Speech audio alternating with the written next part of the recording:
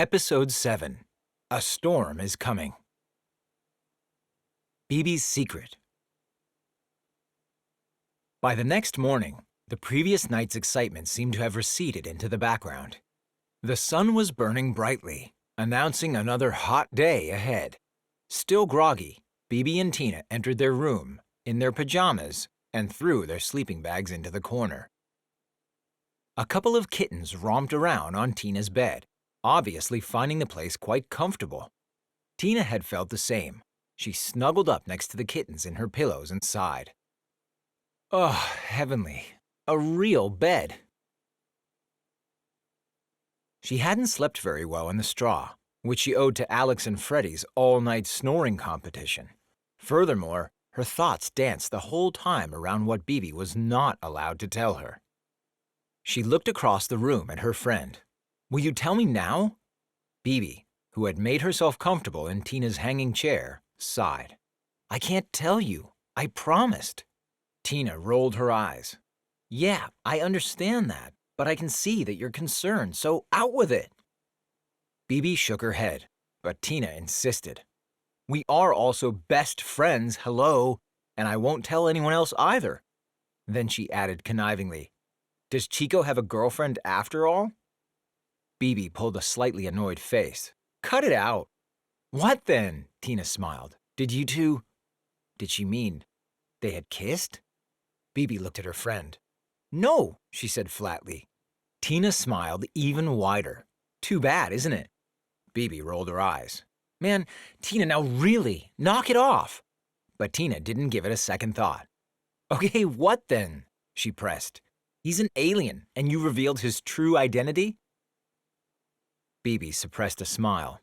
Not even that she found funny. Tina looked at her, beginning to worry. Is it that bad? Bibi sighed. Okay. She could no longer keep the secret to herself. Chico is Alex's brother, she blurted out. Tina sat up, dumbstruck. What? She exclaimed as the color drained from her face. Bibi nodded. His half-brother. But Tina, you cannot tell anyone, especially not Alex. Chico wants to be the one to tell him. Tina was still staring at her friend in disbelief and stuttered. But how can Chico be Alex's brother? He comes from Spain, and Alex lives here, in Falkenstein. But the Count was once in Spain, replied Bibi. Tina was stunned. No. Yes, Bibi was taken aback by Tina's forceful reaction. But Tina had been shocked by something else. He's there now, with Alex, and Alex with him, at Falkenstein Castle. Yeah, Chico is probably telling him now, Bibi figured. We have to go. This will be a huge shock for Alex, cried Tina excitedly. She got up quickly and ran out the door. To the castle! Bibi pointed to her pajama bottoms, which she was still wearing. And this? She asked her friend. The two girls quickly changed, grabbed their horses and rode to the castle. Mrs. Martin was in the garden picking fresh mint to prepare a cool drink. She stared at the barometer in bewilderment. A moment ago it had shown high pressure, but now the pointer had swung in the other direction, towards storm. The sky was clear blue and the sun was shining brightly. Well, I've never seen that before, she murmured. Porridge, also without honey. Count Falco blinked contentedly in the sun, enjoying his breakfast together with Chico on the terrace. As always, he ate porridge, which Ethelbert served in small, elegant bowls. What more does one need than a bowl of porridge and a spoonful of honey to start the day healthy and invigorated? And with this magnificent view, remarked the Count while opening the honey pot and gleefully scraping out the last bit. Ethelbert, the honey is finished. He nodded proudly at Chico. I made it myself. I'll be with the bees in a minute anyway, his butler informed him. Right at that moment, Alex also stepped onto the terrace. Morning, Ethelbert. Don't start without me. He had planned to interview Ethelbert while he was working with the bees. Then he sat down at the table and greeted his father. Morning. Count Falco looked at him rather disapprovingly. That means good morning, my dear boy. And since your eyes have obviously not woken up yet, it seems to have escaped your attention that we have a guest this morning. Chico nodded at Alex warmly. Hola! Sleep well in the barn? I did, Alex replied in monotone. He found it a little strange how Chico and his father sat intimately together at the table, though Chico seemed to enjoy his porridge with fervor. Fantastico! Really fantastic, Chico spoke with a full mouth. Count Falco, your lifestyle, me gusta. Great in your work and humble in your being. Count Falco nodded, flattered by the praise of his guest. Splendid, dear Chico, simply splendid. One can also overdo it, Alex murmured with a frown as he took a bit of fruit. Chico cleared his throat. Count Falco, Alex, I have something to tell you. Alex eyed him curiously. The Count also set down his teacup and turned to him. Chico took a deep breath, but their fixated gaze was too much for him, and he lost the courage to say what he really wanted to say.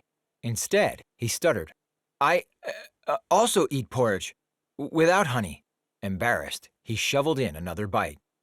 Alex stared at him in disbelief. Good for you. You could take an example from this, Alexander, Count Falco admonished him. Now and then I would wish for my son to do the same. Chico looked at Alex sheepishly. His head was about to burst. I am sorry, father, that I do not meet your requirements. Maybe you'll simply adopt Chico. Chico stuttered. That's not at all necessary. Alex had had enough and stood up resolutely. I must. Count Falco took offense. He must. Suddenly he must. What must he do? Chico shrugged his shoulders. The last thing he wanted was a fight between Alex and his father. When you have finished eating, I will show you the castle. Count Falco dabbed the corners of his mouth with his napkin and laid it neatly folded on the table. Communicating with bees. Bibi and Tina cantered along the driveway to the castle when Alex came towards them. But he was hardly recognizable. He was wearing a white beekeeper's suit and an oversized beekeeper's hat with a net to protect his face from being stung. He greeted the girls with a look of surprise, not expecting their visit so soon. Tina asked anxiously, What is going on? Alex seemed kind of upset. Bibi focused on him with urgency. Alex shrugged his shoulders. My father is annoying, and Chico even more so. Aha, Bibi responded, not suspecting anything good. Then you know? Tina blurted out. Alex looked at her questioningly. What? Bibi quickly intervened. Nothing. She threw Tina a warning look. Alex really didn't seem to know anything yet. I mean your outfit. Tina diverted quickly. Alex was confused. Oh, yes. This is for the interview with the bees. I mean, the interview is with Eckelbert, but with the bees, so about the bees. Tina smiled and got off her horse. So that's why you look like you're going on an expedition. Yes, Alex replied, annoyed. The conversation seemed to go nowhere, and might as well have been in Spanish for all he cared, as he sensed that something wasn't quite right. Tina kissed him quickly. You're so cute. Alex smiled. Eckelbert is waiting. You want to come, you two? And he ran off. We'd be doing him a favor by telling him, Tina said to Bibi, who had also dismounted. Bibi shook her head resolutely. No, I promised Chico. They led Amadeus and Sabrina away swiftly and followed Alex to the beehives, where Eckelbert was already busy preparing the honey harvest. Bibi and Tina, who had also changed into protective beekeeper suits, watched him curiously together with Alex. Bees are amazing, said Alex, taking out his microphone. But they can sting, warned Eckelbert, as he carefully pulled a small frame from out of the box, into which the bees had built their honey-filled combs. Alex held out his microphone to him. But why is it so dangerous that the bees are dying out? Eckelbert replied, If there are no bees, then the flowers will not pollinate and no fruit grows. In short, no food for animals or humans. Bibi and Tina nodded at the depressing thought. That sounded logical. Eckelbert continued. Unfortunately, parasites, pesticides, and one-sided agriculture can destroy whole bee colonies. He shook the bees carefully from the combs and carried the frame to the honey extractor. Then Bibi pointed to it. But that's how we take the bees' food away again. In exchange, they get liquefied sugar, explained Ethelbert. The animals pass on the message, and everyone gets what they need. They communicate properly, Alex realized. Tina smiled. No phones? Bees also sense changes in the weather, Bibi said. Ethelbert turned to her. Shut it, will you? Bibi looked at him astonished, but Ethelbert was now holding the lid of the honey extractor out to her. Oh, that's what he meant by that. What a pity we don't understand you, Alex said. I'm sure you have a lot to tell us. The buzzing grew louder as he moved closer to the beehives. Just like you don't understand Chico? Tina offered. Distracted, Alex returned, because he speaks Spanish or what? He was totally focused on watching the bees. Tina shook her head. No, because he... But Bibi stopped Tina at once by saying, Eeny meeny, beechnut trees, Alex speaks the language of bees. Whiz whiz. Alex flinched in surprise, as he all of a sudden could understand the bees. Astonished, he held his microphone closer to the bees' entrance and listened. Now and then, he hummed along quietly. Tina moved beside Ethelbert and discreetly inquired, Did anything happen yesterday, when the Count went to the castle with Chico? Ethelbert looked at her confusedly. No, not that I know of. But Tina continued to probe. It's funny how Chico is so attached to the Count, isn't it? Didn't he say anything at all? Say anything? No, replied Ethelbert. I think I'm going to switch Alex back. Otherwise, he'll become a bee himself, Bibi said, and raised her hands. Eeny meeny, bees adore, young Alex as he was before. Whiz whiz. Alex was torn out of his conversation with the bees and turned excitedly to Bibi. Wow, that was awesome! The bees know so much! But he suddenly became serious. We have to make everything weatherproof. A heavy thunderstorm is coming towards us, and it's bound to tear everything apart. Alex looked at Bibi and Tina and immediately set off. Come on, hurry up! The bees have spoken. It will start soon. I would say you ride back to Martin's farm and bring the animals inside. Tina looked at the cloudless blue sky. But I can't see anything, and what are you doing? Well, I have to go on the radio, Alex replied. I really can't afford to make a mistake right now. He was about to set off again before Bibi stopped him. Don't you want to go back to the castle again? She asked. Alex shook his head. Chico's sucking up at breakfast was enough for me, thank you. Besides, someone has to warn people. He wanted to go again. Maybe there's a reason for it, Bibi persuaded. A reason to make me look bad in front of my father? Alex asked. I don't want to know. He grabbed his bag and hurried away. See you later. Tina looked after him with a sigh. He's quirky, isn't he? I mean, there's no wind at all. Ethelbert nodded. On the other hand, the bees were very intelligent, sensitive animals. Bibi also had a funny feeling. Come on, let's get the horses off the cupola first. Somehow I believe him. There was no sign of the storm at Martin's farm. Mrs. Martin brought fresh hay to the pregnant mare, Lottie, with the help of Ellie and Finn. The foal might arrive at any time. Tina's mother softly stroked Lottie's belly. The mare was nibbling at the hay with relish when suddenly a loud bang rang out through the courtyard. Mrs. Martin couldn't explain the noise and asked jokingly if Finn's stomach was growling so loudly. Or was this the first sign of the storm that the bees had so intuitively announced? The truth. Count Falco presented Chico his extensive horseshoe collection in the manor room of the castle. It comprises 812 antique horseshoes, making it the largest in Europe, perhaps even in the world, he proudly declared. Chico eyed it with interest. Very impressive. Each one has its own story, Count Falco explained, pointing to some horseshoes. Here, Lord Edo, Triple Crown, England. Napoleon's Marengo, his favorite horse. Austerlitz, Jena, Wagram, Waterloo. But is that Andalusian? Asked Chico, pointing to a horseshoe. This one. Yes, indeed, Count Falco noted on closer inspection. Curious, Chico took it from his hand. He held it with the opening facing down, at which Count Falco quickly turned it around. "Oh, please always hold it this way, so that the luck doesn't fall out." "This is the coat of arms of my mother on the horseshoe." Chico pointed to the clearly visible Spanish embossing. Count Falco looked at the engraving in astonishment. "Really? Well, that is a coincidence." "No, not a coincidence, Mr. Count," Chico corrected him. "I must tell you something." He swallowed. I borrowed the chronicle."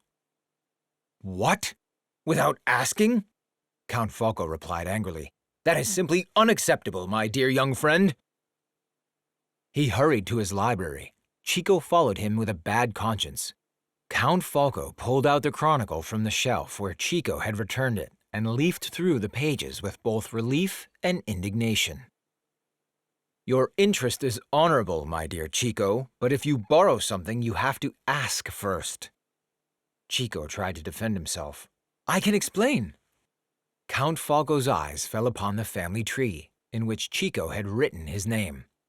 Outraged, he shouted, "What is that? You can't just scribble your name in here." "Yes, I can, because, stuttered Chico. Count Falco glared at him penetratingly.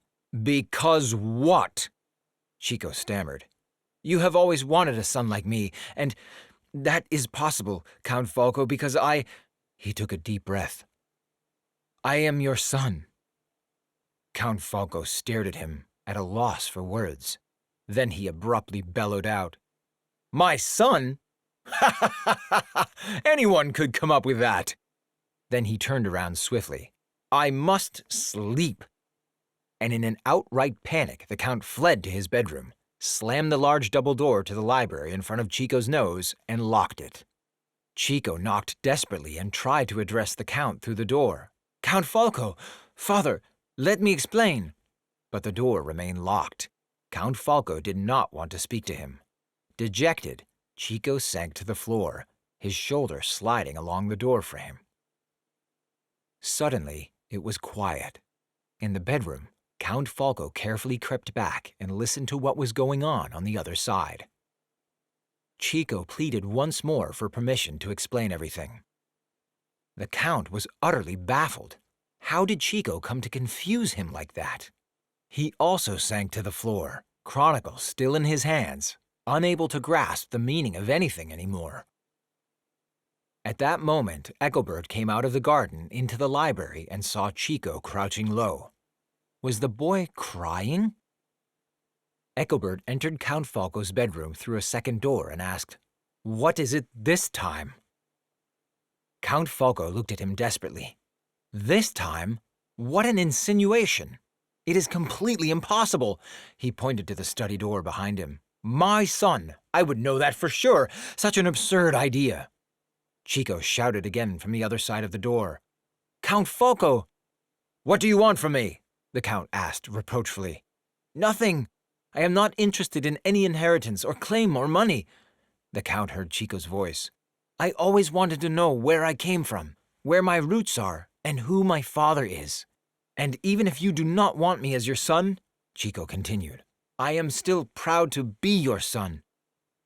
Ethelbert unlocked the door. Count Falco and Chico looked at each other over their shoulders.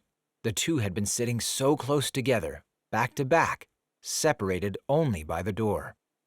"For you are a man who has values and stands up for them, and I admire that. I wanted to say that before I left." Chico finished his speech. With tears in his eyes, he got up and left the Count and the library. Ethelbert sighed and picked up the chronicle from the floor. "Oh dear, I had a feeling already." That was not what Count Falco wanted to hear. "Had a feeling already? What did you have a feeling about, Ethelbert? Humbug! Now don't you get started too, humbug! It simply couldn't be true." Wake News. Alex arrived at Radio Flamingo right when he was supposed to announce the weather. He quickly skimmed the report and stopped short. "You're about to go on air," Funky shouted to him through the studio glass. Alex pointed to the report. Is this from today? It's all wrong. There's nothing about the storm here. Paul, the radio technician, gave him a sign that he was already live on air. Distracted and unprepared, Alex welcomed his listeners. Welcome to Radio Flamingo. Ad-free, unbiased, impeccable. With the weather, He read off the sheet. We're getting some light rain and some wind again, he faltered. Which is not true. They must be mistaken. Funky Farnsworth motioned to him through the glass. Please just read what it says. But Alex continued to speak into the microphone. Excuse me. My apologies. I'm correcting myself. It'll be vicious. I've been talking to the bees, and a heavy storm is coming up. Alex quickly grabbed his recording device and played back the recording of the buzzing bees. Roger Martin sat in the kitchen and listened attentively to the weather report. When his mother came in, he gave her a sign to listen as well. He turned up the radio louder, but only could hear a prolonged, sonic hissing. Funky shook her head, stunned. Had her trainee lost his mind? Even Paul, whom no one and nothing could disturb, forgot for a moment to bite into his sandwich. Alex now translated the whole thing. That means, don't leave the hive or you'll be blown away. He fast-forwarded a little. This one means, beware of falling trees, too, and the very excited one here, which means, we won't leave our hive either. Yes, and I would also recommend that to you, because animals can sense danger. Understand? After Alex had finished his announcement, he played some music. He didn't care that Funky Farnsworth was rushing in and shouting angrily, You can't rebel against the weather authorities. There was no other way, Alex replied with conviction, and it was the right thing to do. I wasn't spreading any fake news, or rather, wake news. With this, he pushed up the mixing board slider and the music in the studio got louder. It's too loud, yelled Funky. Alex shook his head. Now just listen. The song was about the fact that the weather was going crazy lately and that the world was sinking into garbage. He wanted to shake people up and make them realize that it was high time to change their habits. If the sick world was still to be saved, the clues had to be taken seriously. It was important for Alex that as many people as possible listen to the song. Not all listeners liked it. The mill farm farmer drove a tractor along his cornfield while it played on his little transistor radio. But after the first verse, he got quite annoyed. He really didn't want to hear anything about that at all. Count Falco also stuck his head under his bedspread. He was busy with his own problems. Chico might be his son? That would mean that he, Count Falco von Falkenstein, was the father of 2 boys? When Ethelbert asked him not to lose contact with the world and turn on the radio, the Count sank deeper into despair under his pillows, wrapping them around his ears and over his head. Ethelbert, however, left the bedroom calmly and resolutely, crossed the library and went to Count Falco's horseshoe collection, where he righted the upside-down horseshoe back into the correct position. He was not one to be so easily disturbed. Where is Allegro? The first clouds appeared in the sky. A wind rose up and whistled through the grass at the edge of the path, while Bibi and Tina hurried to the paddock. From a distance, the girls could see the horses trotting around restlessly, sensing the approaching storm. And what was that? A latch was broken at the upper part of the paddock fence. What happened here? Tina asked. Allegro is missing, Bibi remarked. He broke out. The girls looked at each other in horror. Bibi raised her hands quickly. Eeny, meeny, peace of mind. Allegro is an easy find. The wind has words, bees buzz the field. Allegro's path at once revealed. Whiz, whiz. She turned to Tina. You get the horses. I'll look for Allegro. And with this, she followed the shining image of Allegro that floated before her, showing her the way. The wind became stronger. Mrs. Martin hurried to collect the laundry along with Ellie, Felina, and Finn, then haul the chickens and rabbits to safety. Roger led the goat, His Highness, into the stable and locked the gate. Billy the Kid was allowed into the house with special permission from Suzanne Martin. Bibi galloped full speed ahead on Sabrina despite the threatening storm. Again and again, the translucent, witched picture of Allegro appeared and showed her which direction she had to take.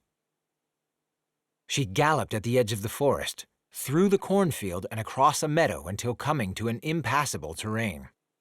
Startled, she pulled back on the reins as a massive, big-wheeled earth excavator chugged past. "Whoa, Sabrina, they've already started." It was clear that this Kim Win-Win woman had commenced the gravel mining. Sabrina whinnied impatiently as Bibi stroked her. "You're right, dear, but first, to Allegro." Worried, Bibi rode on. Suddenly, a rider approached from the side. "Chico?" she cried in wonder. Chico looked quite depressed when he brought Tricky to a halt, but there was no time for questions, and she quickly filled him in on what had happened to Allegro. "Can you help me catch him again?" Chico nodded. "Sí, claro." Again, Bibi saw the magic silhouette of Allegro in front of her and widened her eyes in horror. "Oh no!" "What's wrong?" asked Chico. Bibi replied, alarmed. "I think he's on his way to Redwell." She gave her mare an anxious tap of the heels. "Go, Sabrina!" Together, the two galloped after the vision. In the office of Radio Flamingo, Funky Farnsworth had to admit that her trainee had been right on time with his weather forecast. She had received a call from the official weather service, who apologized for their mistake. Funky had never experienced anything like this before, and quickly forgot that she had even reproached her intern. "Radio Flamingo is ahead again!" She threw up a hand to high-five Alex, adding, "You'll have to explain that bee thing again to me sometime." At that moment, radio technician Paul came in with a note. "Breaking news, boss." "My job," Alex called, quickly snatching it from his hand and marching into the studio. Motivated, he went on air and read, "Here is Radio Flamingo with a news flash. A riderless horse is speeding over the highway and is approaching the town of Redwell." He stopped reading. Really? When Allegro appeared in Redwell, there was a great deal of excitement. The black horse had galloped through the alleys onto the marketplace, where a few startled pedestrians jumped to the side as he rushed past. Bibi and Chico only caught up with him when he'd reached the exit road. A family of 4, who were driving in the direction of Redwell, had also just heard the news on the radio. A gravel truck had pulled onto the road ahead, slowing their car down considerably and annoying the 2 brothers in the back seat. Their mother, who was at the wheel, moaned with impatience. "I think we're going the wrong way." "I've entered everything into the navigation system," said her husband from the passenger seat. "But maybe not correctly," she continued to rant. Whereupon her husband shook his head. "Fine, then go ahead and drive through the fields for all I care." "Are you lost again?" whined the younger son from behind. "As always, you have to fight again," the older brother piped moodily. His mother sighed. "Oh, kids, now please be quiet for once. I have to concentrate, and this damn gravel truck in front of us." In a tense move, she started to overtake. Suddenly, her husband flinched. "There's a horse coming toward us!" Right," commented his older son ironically. But his father repeated with even more panic in his voice, "There's a horse!" Right at that moment, all 4 of them saw Allegro galloping directly towards them and shouted, covering their eyes.